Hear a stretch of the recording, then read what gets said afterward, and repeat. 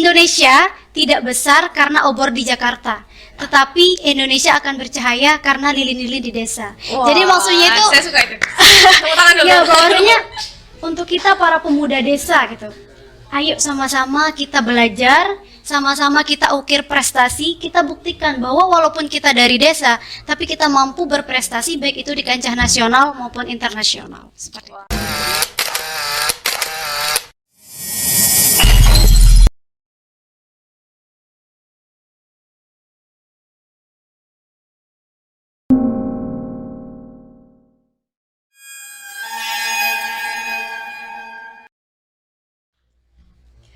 Baik, bismillahirrahmanirrahim. Assalamualaikum warahmatullahi wabarakatuh. Selamat malam warga Indonesia di mana saja berada. Salam pemuda.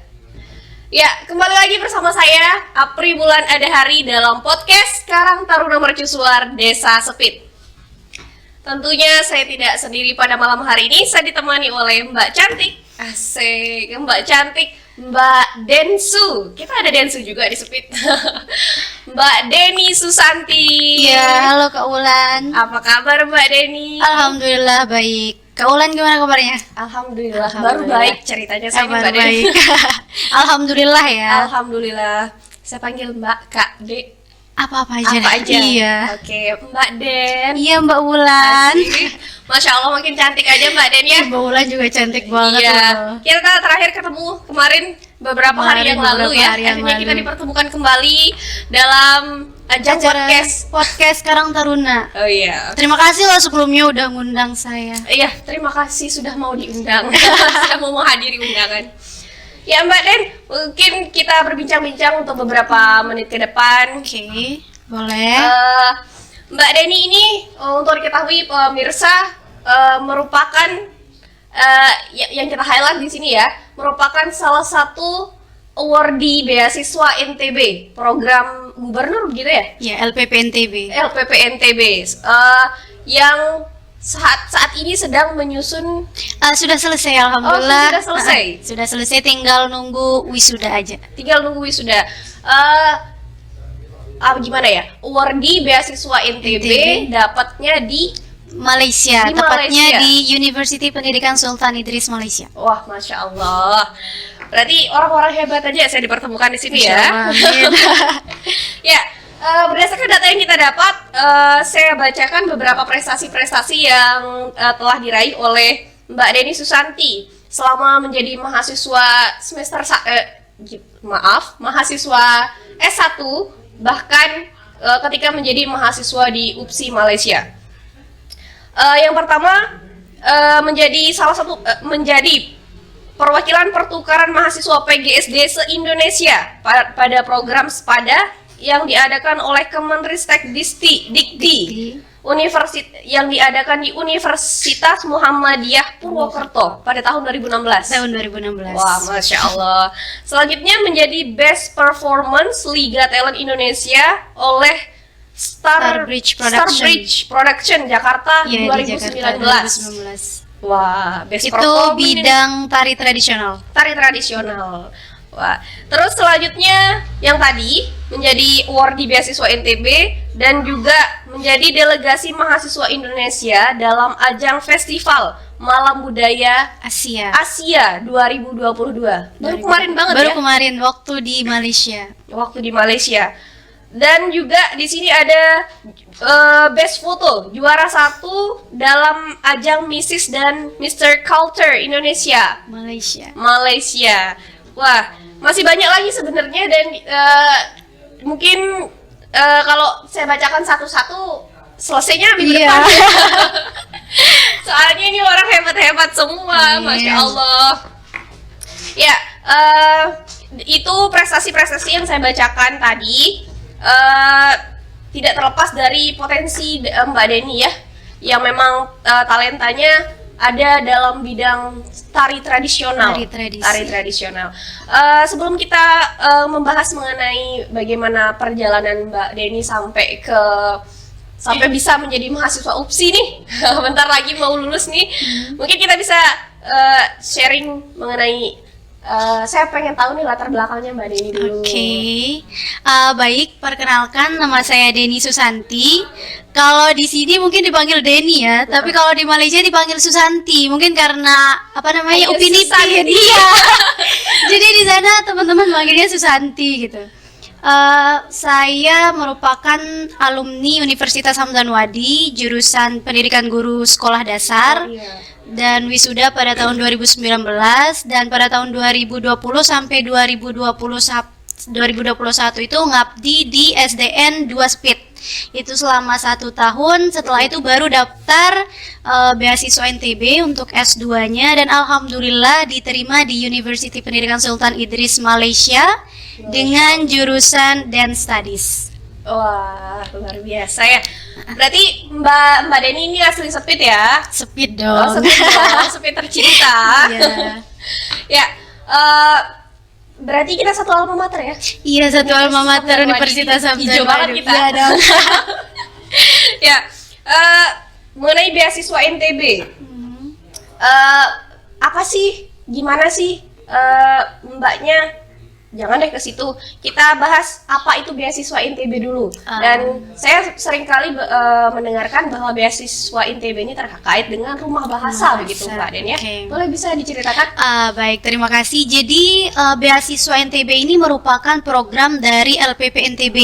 Ya, program dari LPP NTB yang mana memberikan peluang bagi pemuda-pemuda NTB yang ingin melanjutkan studinya, baik itu S1, S2, dan S3. Nah, untuk negara tujuannya itu ada Malaysia, Polandia, Turki, China, dan banyak lagi yang lainnya seperti itu. Jadi ada jargonnya yang ingin jargon dari beasiswa NTB itu adalah melahirkan 1000 cendekia. Nah, seperti itu. Nah, mengenai rumah bahasa ini, sebenarnya rumah bahasa ini juga merupakan program dari LPP NTB yang bertujuan untuk memberikan pelatihan bahasa asing kepada pemuda-pemuda NTB kita juga, seperti itu. Jadi selain program dari LPP NTB ini juga berkolaborasi dengan Dinas Pendidikan dan Dinas Kebudayaan NTB. Tetapi walaupun kita nggak ikut rumah bahasa nih, bisa kok daftar beasiswa NTB. Nah, salah satunya saya memang tidak pernah mengikuti rumah bahasa, tetapi saya kursus bahasa Inggris di luar, seperti itu. Oh, berarti beasiswa NTB ini bisa dikatakan terpisah. Mereka punya program masing-masing ya, ada rumah bahasa, ada beasiswa NTB. Oh, soalnya saya pernah dengar mungkin yang saya salah informan ya, rumah bahasa dulu baru kita bisa jadi beasiswa NTB. Jadi kan rumah bahasa ini pelatihan bahasa asing.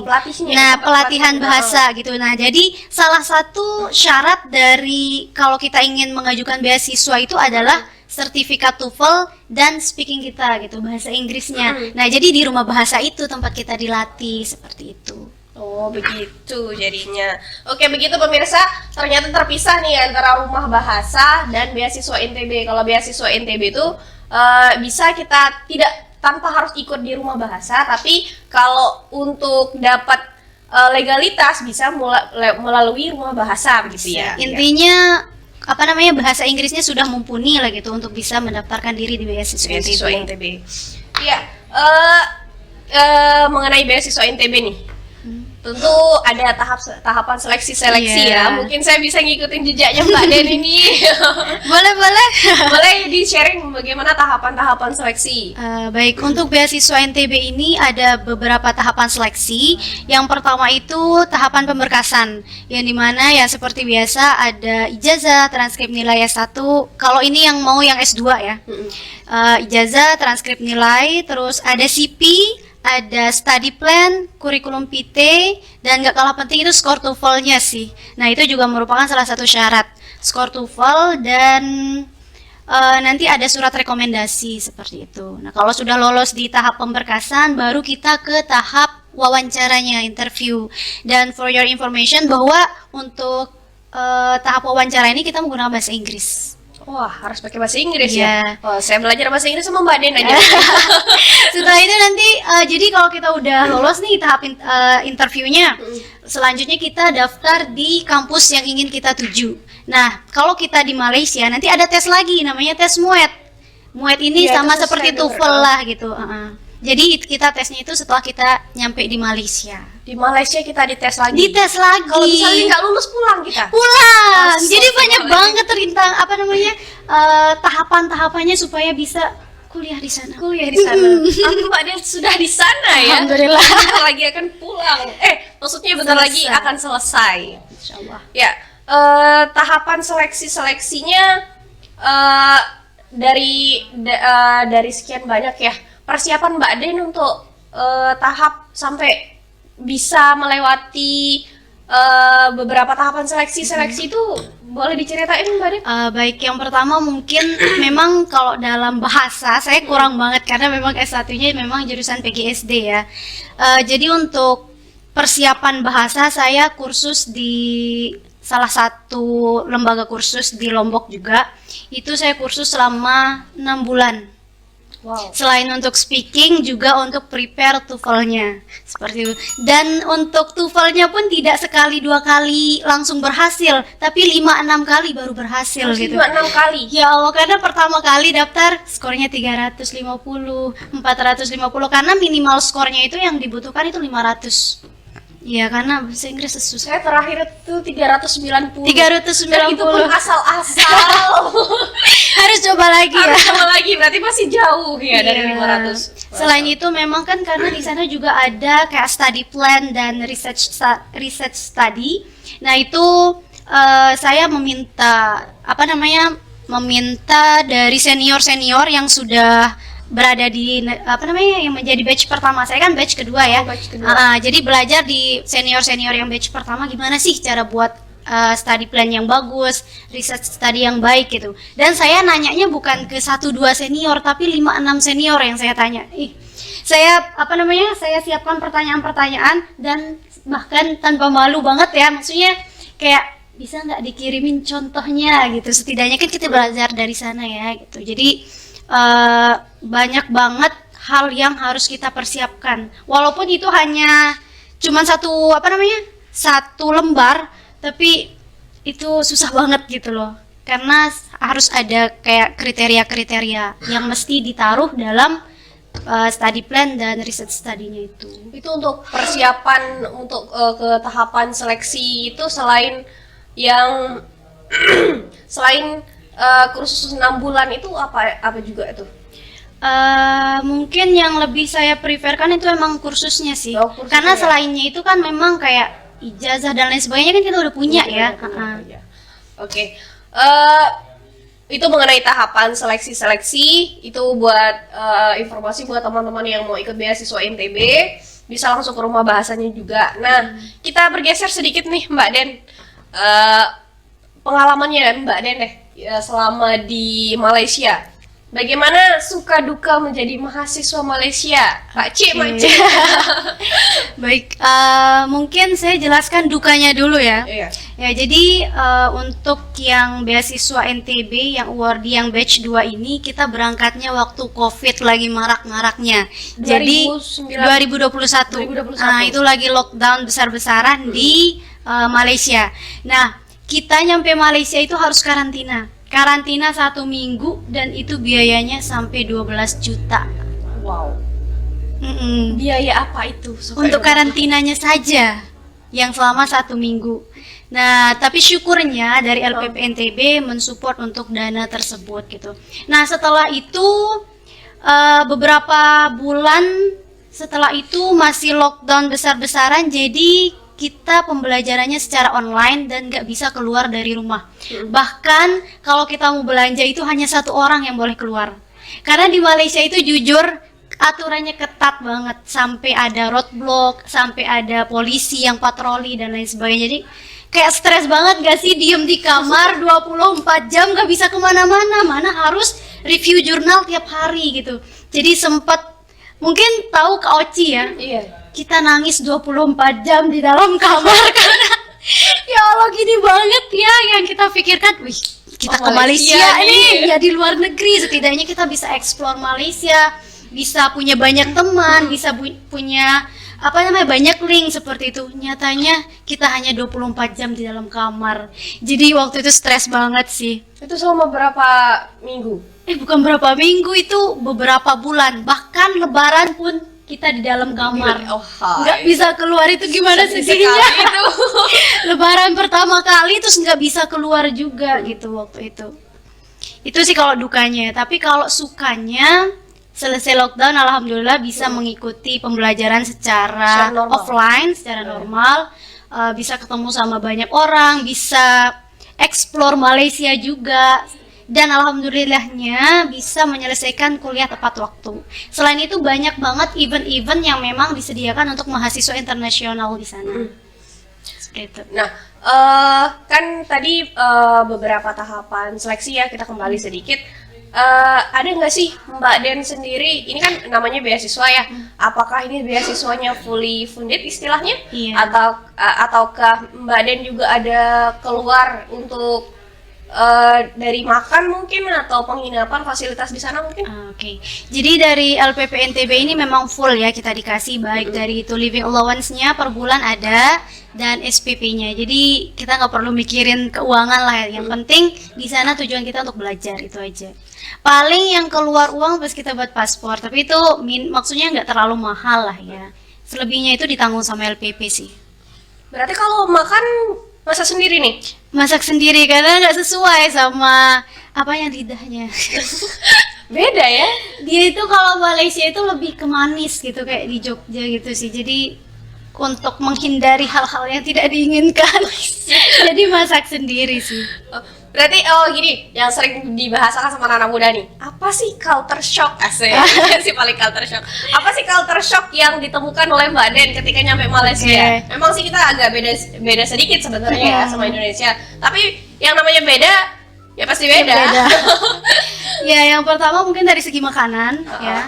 Yang kedua dari segi apa ya namanya?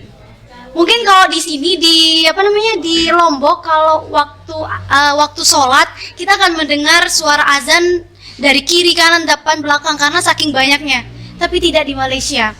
Jadi kita sampai Malaysia harus siap-siap aplikasi untuk memperingati kita sholat gitu. Karena di sana jarang ada, maksudnya jauh dari musola, masjid seperti itu.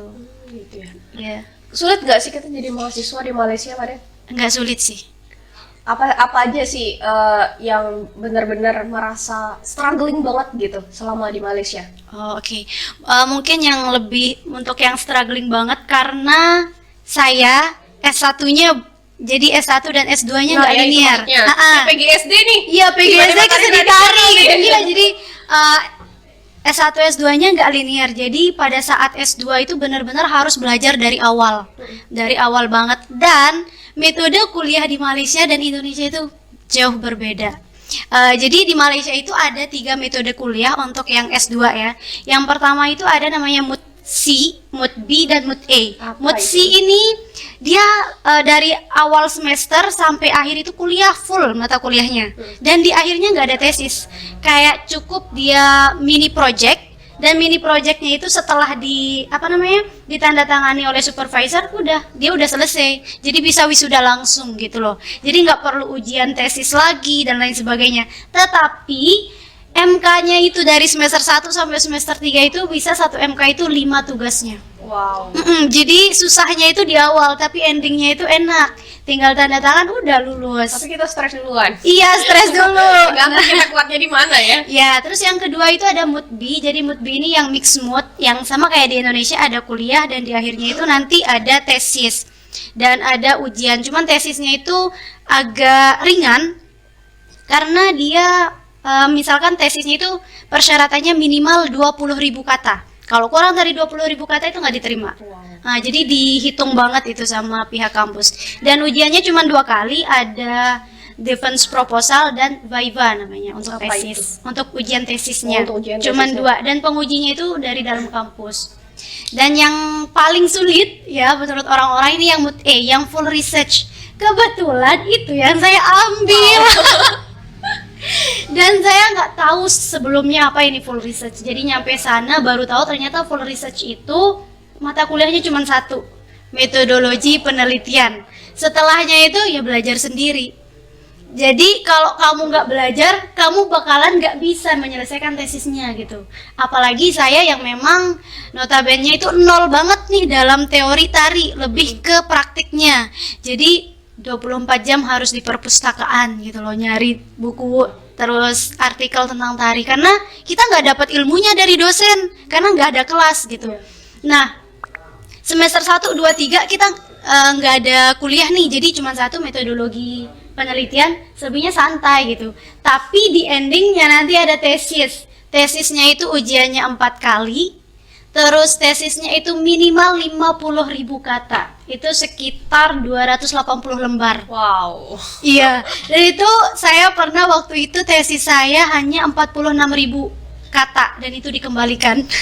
Harus Iya, dan itu dikasih kesempatan selama 1 minggu untuk pembetulan dan harus lebih dari 50.000 kata. Dan itu sebenarnya tesis saya itu sekitar 350 lembar. Wah, luar biasa sekali. Ya Allah, itu emang Itu benar. stres banget ya, meres otak banget itu. Iya, jadi dan tiap hari itu kita harus review jurnal, minimal 10 jurnal harus direview. Nah, itu karena belajar dari awal, dari nol banget, jadi benar-benar harus struggling. Dan syukurnya memang dosen-dosen di sana sangat welcome. Kalau kita tanya hal apapun yang berkaitan dengan akademik, mereka selalu welcome. Dan fast respon tentunya. Oh, di sana enak ya? Fast respon, padahal ya? profesor loh, tapi fast respon. Bahkan beliau yang datengin kita ke kos gitu, ngajarin kita seperti itu. Oh, enak banget ya. Enak banget. Tapi itu maaf nih nanya sedikit mengenai berarti kalau ngobrol sama dosennya pakai bahasa Melayu, bahasa Indonesia, atau bahasa Inggris? Pakai bahasa Melayu dan Indonesia, karena kebetulan profesor saya ini S3-nya di UGM. Oh, begitu. Jadi ngomong bahasa Indonesia oke, bahasa Malaysia juga oke. Berarti Indonesia kampusnya nggak kalah juga dong ya? Nggak kalah juga. Dan kebetulan beliau itu adalah dekan di fakulti saya. Oh, masya Allah. Berarti dosennya juga belajar di sini, Mahasiswanya iya, belajar. Kita tukeran lah. Nanti Iya. kita balik lagi ke negara masing-masing untuk membangun, memajukan bangsa, gitu. Ya, ini Mbak, saya pernah dengar beberapa problem mengenai award di beasiswa. Beasiswa misalnya, ketika ada mahasiswa yang kalau kayak Mbak Den kan alhamdulillah sudah selesai tepat waktu ya. Tepat waktu, alhamdulillah. Nah, bagaimana dengan mahasiswa yang tidak selesai tepat waktu, mungkin struggling mengenai beberapa problem yang di situ, apakah beasiswanya dipotong, ditarik, ataukah dia harus biaya sendiri semuanya? Oke. Jadi baiknya LPP NTB ini walaupun kita telat selesai, beasiswanya nggak ditarik, tapi kita bayar sendiri. Misalkan dan itu banyak juga teman-teman yang sampai saat ini belum selesai ya, sampai semester 4 dan semester 5. Dan itu mereka bayar sendiri sih untuk semester 4 dan semester 5-nya. Yang untuk semester 1 2 3 itu karena dibiayai jadi tetap nggak ditarik. Berarti nggak ditarik? Nggak ya? ditarik. Tapi kalau memang tidak bisa selesai tepat waktu ya harus terima, harus bayar sendiri. Pernah keluarin uang nggak Mbak Den? Mungkin untuk research dan segala macam. Kalau untuk research, kebetulan dari LPP NTB juga mereka ada program untuk biaya penelitian. Jadi kayak sepeser pun nggak ada yang keluar sih uang kita, karena alhamdulillah terbantu banget sih. Terbantu dari semuanya ya berarti? Dari ya? semuanya alhamdulillah. Karena kalau kita bicarakan harga juga ya, Indonesia sama Malaysia ya beda tipis lah gitu. Nggak terlalu mahal juga di sana. Berarti tercover semua sama Tercover beasiswa semua, NTB, ya. alhamdulillah. Begitu pemirsa, jadinya jangan takut-takut untuk ikut beasiswa atau program-program pemerintah. Jadi kita tidak ada alasan untuk tidak melanjutkan kuliah. Iya, karena sebenarnya. sangat menguntungkan banget Sangat juga. menguntungkan. Tinggal kita mau berusaha, mau Iya. cari informasi. Kenapa tidak kita bisa sampai keluar gitu ya? Fasilitasnya sudah disediakan, jadi ya udahlah berusaha sedikit aja dalam diri kita gitu loh, berproses sedikit aja, maksudnya berjuang supaya bisa dapetin itu gitu, karena kita udah disediakan nih fasilitasnya, tinggal kita mau atau enggak ngejemput peluang itu. Gitu loh. Betul. Bahkan saya cerita sedikit mengenai beasiswa NTB, ada program BSU-nya. Iya, Itu BSU. jadi sosialisasi beasiswa ini. Ya, ini untuk informasi untuk beberapa teman-teman bahwa beasiswa NTB itu sangat menguntungkan untuk terutama pemuda-pemuda di NTB, baik Lombok maupun Sumbawa Bima.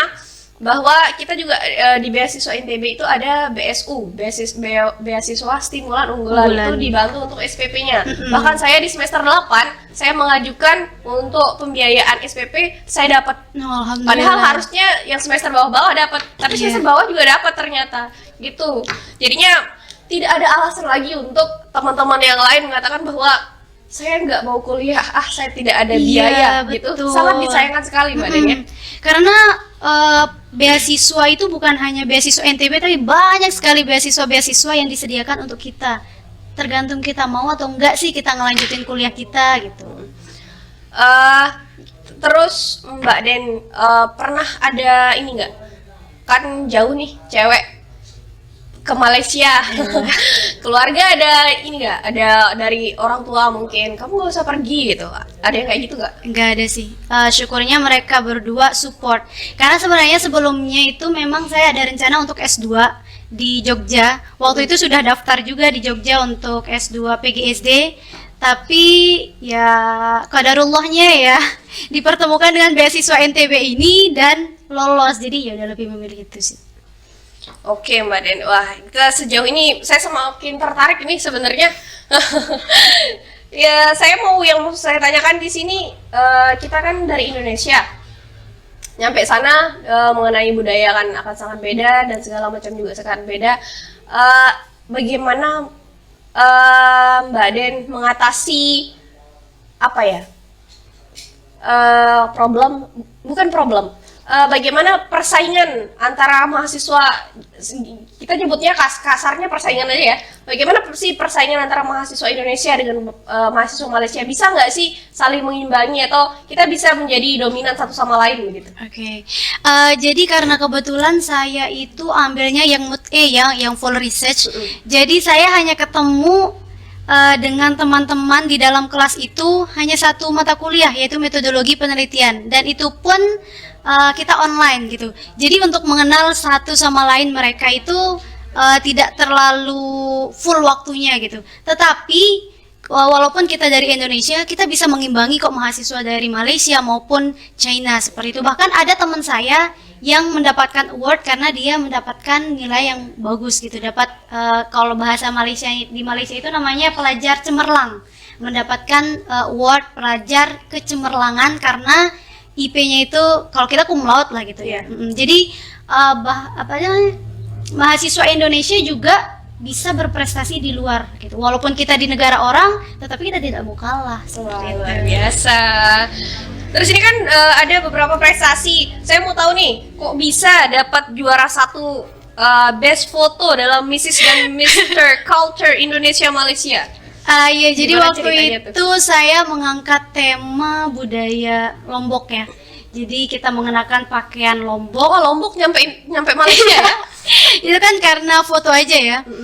Jadi waktu itu saya membawa pakaian Lombok. Waktu itu pakai lambung dan itu difoto dan dapat juara.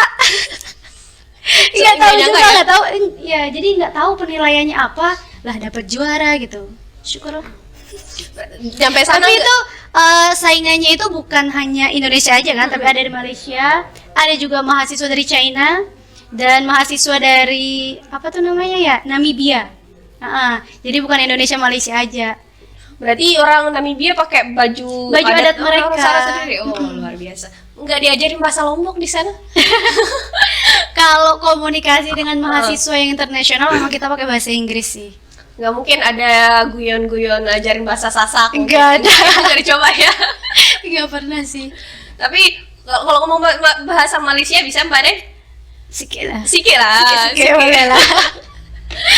Oke Mbak Den, ya Allah, makin menarik saja makin kesini. Tapi kita dibatasi waktu ya Mbak Den ya, kita obrolin di belakang aja nanti. Ya, ini yang terakhir mau saya tahu Mbak Den, mengenai sudah banyak kan pengalaman, ilmu, budaya yang sudah diserap di Malaysia selama 2 tahun berarti Mbak ya? 1 tahun setengah. 1 tahun setengah.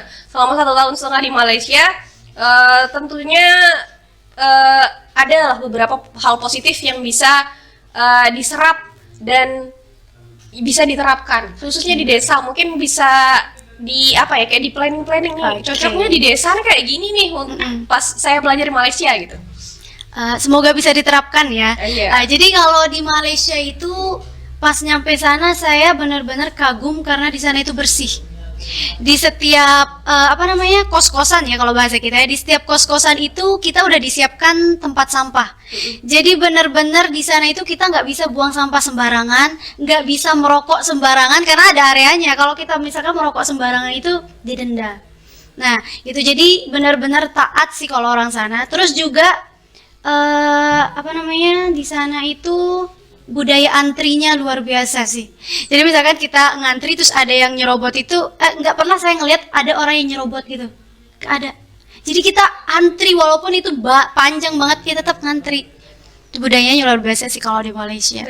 Budayanya disiplin lah ya. Disiplin banget. Jadi kalau misalkan ada kelas, kita kelasnya jam 7, dosennya jam 6.30 udah di kelas. Jadi sebisa mungkin jam 6 kita udah ada di kelas. Kita nggak bisa pakai jam karet ya. Nggak bisa. Jadi di Indonesia juga benar-benar nggak ada loh. disiplin. Di Indonesia juga nggak jam karet kan ya? Nggak tahu ya, enggak. Itu di Iya. Konoha aja itu. Budaya antri di Indonesia juga bagus. Bagus ya. Bagus, semuanya ngantri. Ya, jadi di sana antri, terus antrinya rapi, nggak desak-desakan. Jadi beratur. Selain itu memang di sana bersih, nggak boleh buang sampah sembarangan. Kita udah disiapkan, misalkan yang anorganik di sini, organik di sini gitu.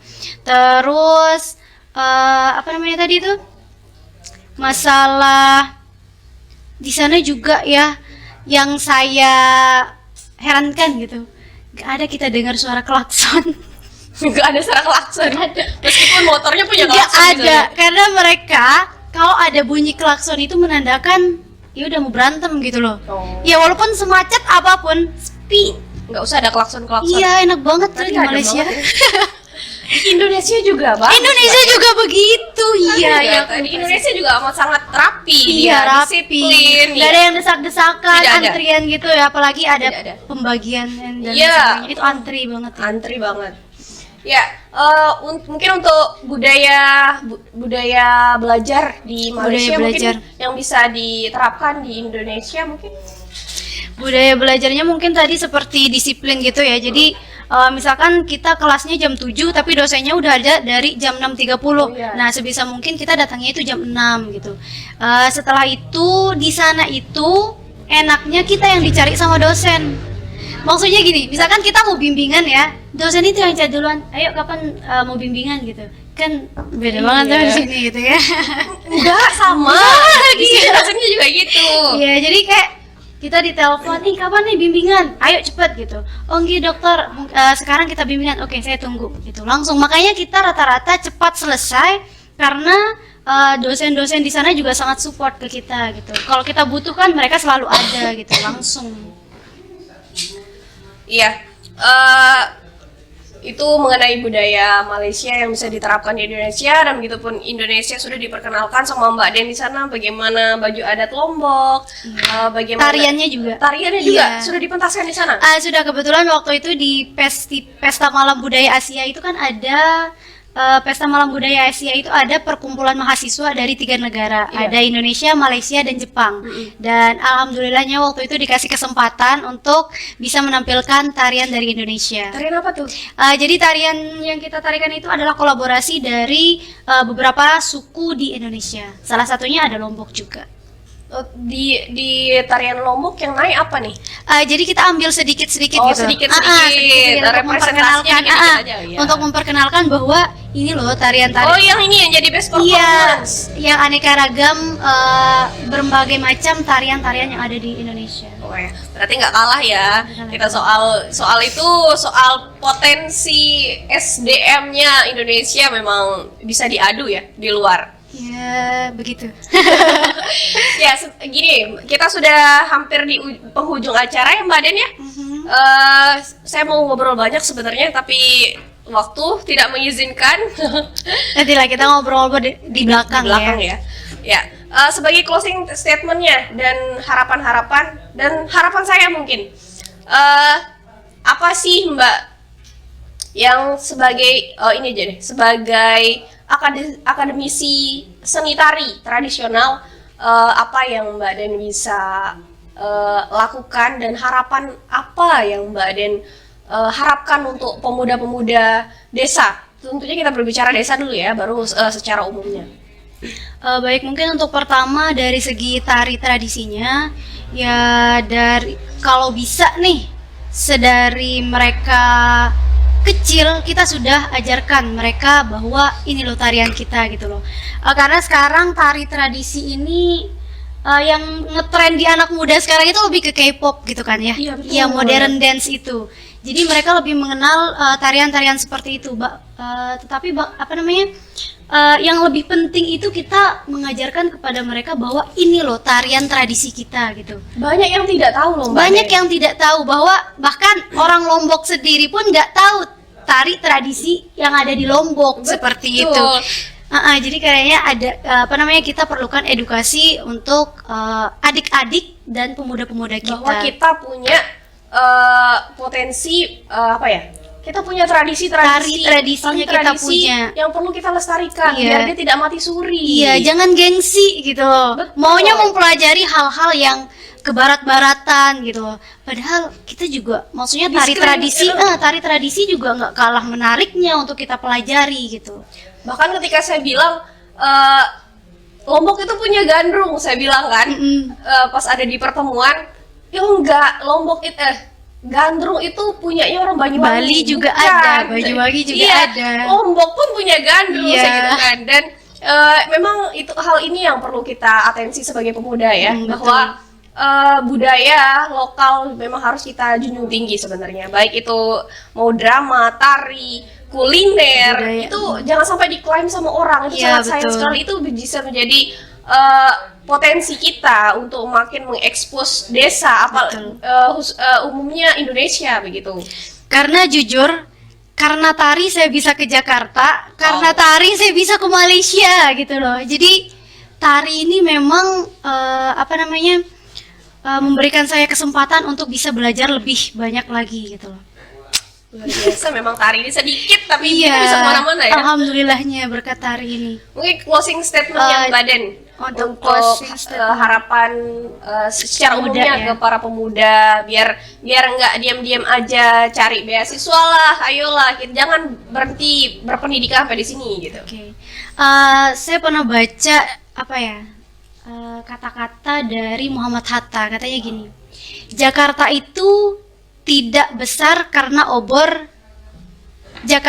Indonesia tidak besar karena obor di Jakarta, tetapi Indonesia akan bercahaya karena lilin-lilin di desa. Wah, Jadi maksudnya itu saya suka itu. Tepuk tangan dulu. ya, bahwasanya untuk kita para pemuda desa gitu, ayo sama-sama kita belajar, sama-sama kita ukir prestasi, kita buktikan bahwa walaupun kita dari desa, tapi kita mampu berprestasi baik itu di kancah nasional maupun internasional. Seperti itu. Wah, mantap. Saya suka itu. Gimana sekali lagi tadi? Indonesia tidak akan besar karena obor di Jakarta, tetapi Indonesia akan bercahaya karena lilin-lilin di desa. Wah, saya suka itu. Jadinya kita sebagai pemuda desa tidak serta-merta saya ada itu, ingat statement teman tadi, sebagai pemuda kampung mimpi kita dengan kampungan. Kita menjadi lilin-lilin harapan untuk bangsa dan negeri kita ya. Betul.